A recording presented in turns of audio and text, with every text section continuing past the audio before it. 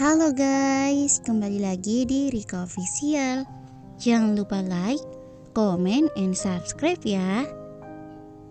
Cerita ini karya Tevika. Reni masih terpekur. Setelah mendengarkan nasihat dari Anggi, rasanya ia amat terhampar. Mamanya memang bukan wanita yang sangat agamis, tapi mampu mendidik anak-anaknya dengan baik. Anggi yang seorang bisniswoman, tapi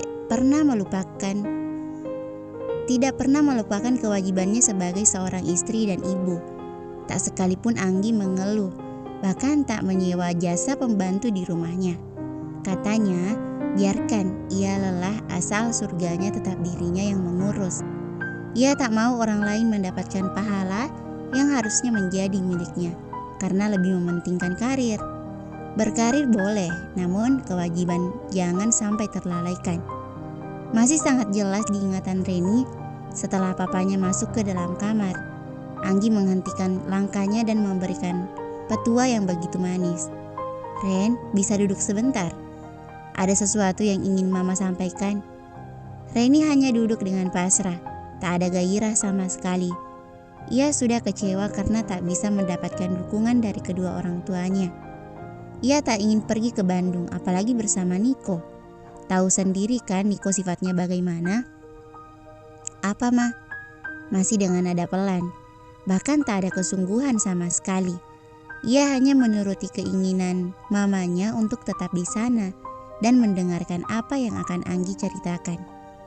"Mau dengar kisah nggak? Ini kisahnya bagus loh." "Jadi Mama nahan aku buat dengerin cerita? Jangan bilang cerita Aldebaran atau Guddan ya, Ma?" Anggi menggeleng sambil tersenyum. "Bukan kok, kalau kisah Aldebaran atau Guddan bisa belakangan." Anggi memang sedang tergila-gila dengan dua tontonan beda negara itu. Anggi akan stay di depan televisi setiap jam 3 sore setelah pulang dari kantor, dan juga jam 8 malam untuk menantikan film kesayangannya. Walaupun kedua film itu berbeda genre dan negara, namun sanggup membuat Anggi tak tahan untuk ketinggalan satu episode saja. "Terus ini kisah apa?" "Tentang seorang putri yang meminta dipilihkan jodoh oleh ibunya." "Wah, kayaknya seru. Terus ceritanya gimana, Ma?" Suatu hari, seorang anak bertanya pada sang ibu, "Bu, jika kelak anakmu ini akan menikah, suami seperti apa yang mesti kupilih?" Sang ibu yang bijak pun menjawab, "Nak, seorang suami yang baik adalah dia yang saat kau pandang, hilanglah resahmu. Saat kau bersamanya, tentram hatimu. Saat kau capek dengan pekerjaan rumah tangga, ia turun tangan menolongmu." Sang ibu pun lalu bersenandung, mencipta rumahnya seindah surga, menjaga ahlaknya sebening mata, Qanaah selendangnya dalam rumah tangga, sejuk di kalbunya tunduk pandangnya. "Tapi Bu, aku kan belum tahu sifatnya. Bagaimana mungkin aku dapat mengenalnya?" Sang anak menyelah. "Nak, jika kau ingin melihat kasih sayangnya padamu, lihatlah bagaimana ia memuliakan ayah bundanya. Jika kau ingin tahu apakah ia kasih terhadap anak-anakmu kelak, lihatlah perlakuannya terhadap adik kakaknya." Sambil tersipu, sang anak bertanya kembali, "Lalu bagaimana jika aku ingin memiliki suami setampan dan secerdas Sayyidina Ali dan setulus Sayyidina Abu Bakar?" "Nak, jodohmu sudah ada di tangannya. Jangan pernah kau khawatir. Khawatirlah jika kau belum bisa memperbaiki diri. Khawatirlah bila kau belum pantas menjadi seorang istri bagi pendampingmu. Khawatirlah jika ibadahmu hanya untuk dilihat olehnya, padahal dia yang memberikannya untukmu. Nak, perbaiki akhlakmu, maka kau akan dapatkan lelaki pujaan hatimu. Luruskan niatmu, maka kau akan dapat imam dunia akhiratmu. Sempurnakan ikhtiarmu, maka jodohmu akan mendekat padamu." Pesan sang ibu. Apa yang kamu petik dari kisah singkat ini? Jangan terlalu berharap yang terlalu tinggi pada sesuatu, namun tak mau memperbaiki diri. Jodoh itu cerminan diri. Jika kamu senantiasa memperbaiki diri, maka jodohmu juga akan selalu memperbaiki dirinya. Jodoh di tangan Allah, maka raih penciptanya.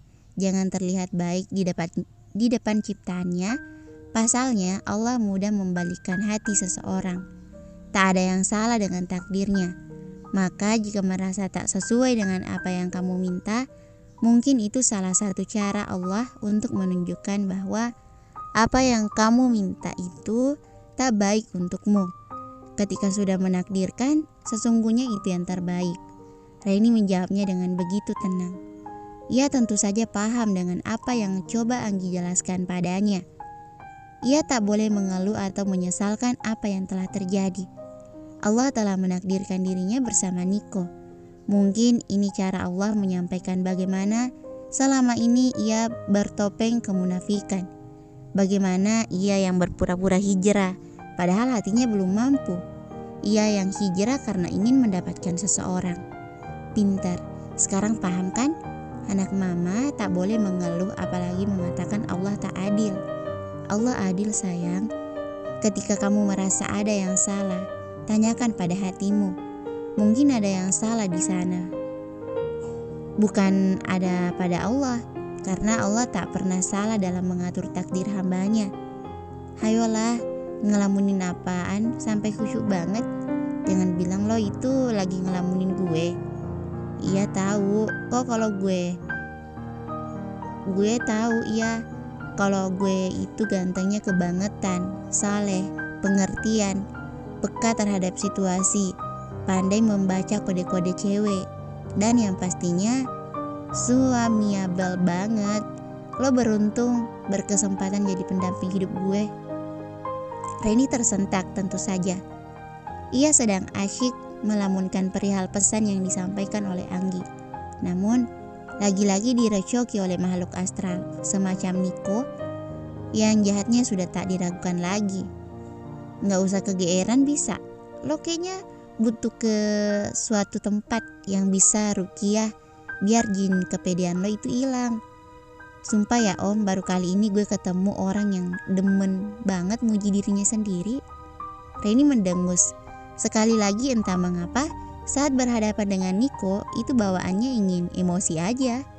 Siapa lagi yang bakal muji kamu kalau bukan diri sendiri? Memuji diri sendiri itu berarti mensyukuri nikmat ketampanan dan kesempurnaan fisik yang Allah berikan. Ini namanya bersyukur. Makanya lo itu harus banyak bersyukur karena jadi istri gue.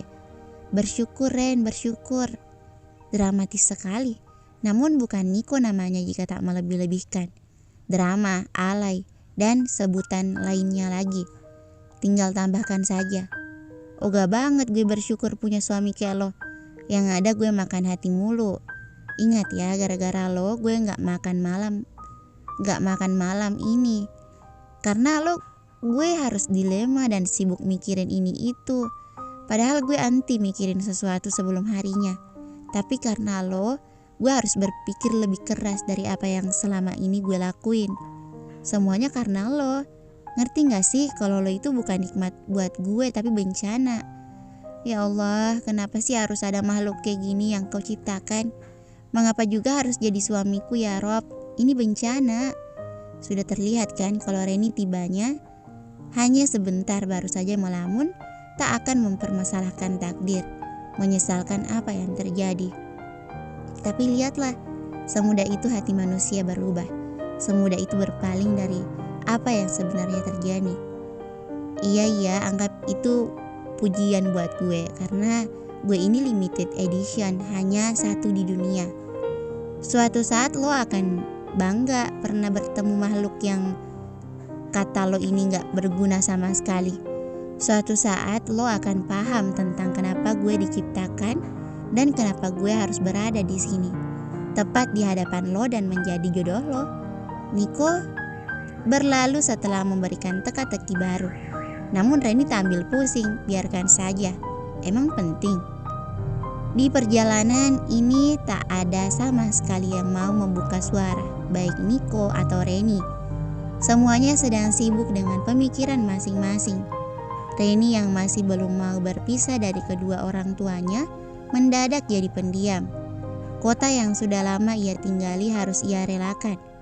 Mungkin inilah jalan takdirnya untuk mengukir kisah baru di kota yang baru pula. Walau Bandung bukan kota yang pertama kali ia datangi, tapi rasanya ia tak siap untuk kembali di kota itu.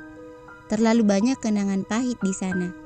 Ia tak siap untuk kembali menilik masa lalu yang mungkin saja akan mencuat jika dirinya berada di kota itu. Tumben cewek barbar diem. Lo sariawan, sakit gigi, atau pusing? Iya tahu sih kalau orang seperti lo naik mobil bagus pasti mabuk. Jarang naik mobil kan ya? Taunya naik motor doang. Mulut julid Niko mulai bereaksi. Reni tak menanggapi toh ia butuh ketenangan. Jika ia membalas Niko pasti akan berbuntut panjang di mana dirinya harus menggunakan tenaganya. Ia sudah lelah dengan berbagai pikirannya. Ia tak mau lagi menambah beban tubuhnya dengan mengeluarkan tenaga berlebih. Toh ucapan Niko tak ada yang benar. Ia sering naik mobil di rumahnya. Ada 2 mobil kok. Dasar kampudes. Gak bisa jawab kan lo? Iya tahu. Sekarang gue ngerti kenapa lo mau terima lamaran gue. Karena pengen hidup mewah kan? Taktik orang kampung emang patut diacungi jempol. Padahal gue niatnya lamar lo itu biar lo nolak, agar bunda gak perlu lagi ngejar-ngejar, biar cepet nikahin lo karena udah berbuat dosa dengan pacaran bareng ukti-ukti. Tapi nyatanya lo terima. Gue game over deh. Tapi enggak deh, gue bisa lebih leluasa buat balas dendam. Lo masih ingat kan sama kelakuan lo di bandara? Reni masih diam. Ia sama sekali tak memiliki minat untuk membahas apapun yang Niko katakan. Semua yang Niko katakan itu tak ada benarnya, jadi tak perlu diladeni. Biarkan dia berbicara sepuasnya. Reni tak akan repot untuk peduli. Sama sekali dia tak peduli. Oh iya, gue tahu lo pengen banget pernikahan ini batal, makanya yang ngajuin syarat yang sulit. Tapi seorang Niko suka tantangan. Lo udah ngelukain ego gue dengan cara meremehkan. Lo juga udah buat gue harus berjanji, dan perintah bunda adalah mutlak bagi gue. Gak ada ucapan bunda yang akan gue tolak, termasuk harus mau nikahin lo. Bunda adalah segalanya. Jadi sejahat apapun gue selama ini, gak pernah sekalipun gue ngebantah bunda. Jadi ingat baik-baik, lo harus jadi menantu yang baik jika bersama bunda dan keluarga gue. Gue gak mau kalau bunda sampai tahu kalau pernikahan kita itu terpaksa. Dan ini untuk bunda seorang. Reni terdiam. Ia masih ingat benar ucapan Anggi semalam. Jika ingin melihat kasih sayang seorang suami, maka lihatlah bagaimana ia menyayangi orang tuanya. Niko sangat mencintai bundanya. Bukankah ini pertanda bahwa Niko sebenarnya adalah laki-laki yang baik? Cinta keluarga. Tapi mengapa Reni memikirkan itu? Mengapa ia terbawa suasana? Sudahlah. Oke, terserah. Ia menjawab dengan singkat. Memang apa yang akan ia katakan? Niko sudah terlalu cerewet dan banyak ucapan yang sejatinya adalah benarnya. Yang ada benarnya. Tumben lo singkat doang ngomongnya. Biasanya juga merekat sampai di kemana-mana. Gue diam salah. Bahkan bicara juga salah. Lo itu maunya apa sih? Tebak, gue maunya apa? Gak mau tahu. Tadi padahal nanya, ya udah deh gue jawab. Gue jawab aja daripada sok misterius.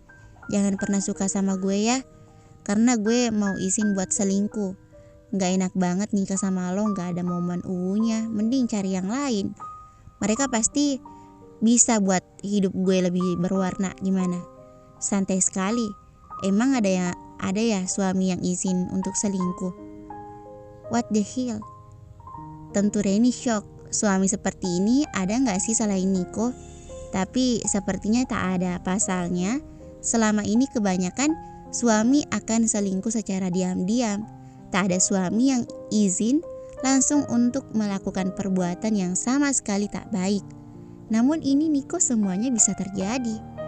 Bersambung, thank you for watching.